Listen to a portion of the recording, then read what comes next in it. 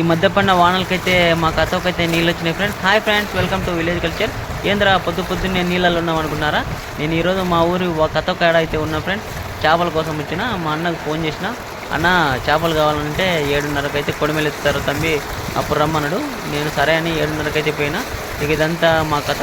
నేను పోయిన 10 నిమిషాలకు కొడిమేలు అయితే తీసుకొస్తుండు. చూడండి, ఇక్కడ ఆల్రెడీ కొన్ని చేపలు అయితే ఉన్నాయి. అంతకుముందు ఎత్తిన కొడిమే అది. నేను పోయినమ్మటే అన్న అయితే కొడిమే తీసుకొస్తుండు. చూడండి, చేపలన్నీ అయితే ఆ పట్ట మీద వేస్తాడు. చూడండి అన్న, అవి అన్ని బతికే ఉన్నాయి ఫ్రెండ్స్. అందులో జల్లలు, పక్కెలు, బేడ్చెలు, కుంటెపాములు, ఇంకా వేరే వేరే చేపలు అయితే ఉన్నాయి. వాటి పేర్లు అయితే తెలియదు. అన్న నాకు ఒక 4 కేజీలు చేపలు కావాలన్నా అంటే అదే తీసుకోరా అన్నాడు. ఎంత అన్నా అంటే పోరా ఏమొద్దు డబ్బులని, రూపాయి కూడా అయితే తీసుకోలేదు ఫ్రెండ్స్ మన దగ్గర. నేను బేడ్సెలు అయితే ఒక 5 కేజీలు తీసుకున్నా ఫ్రెండ్స్.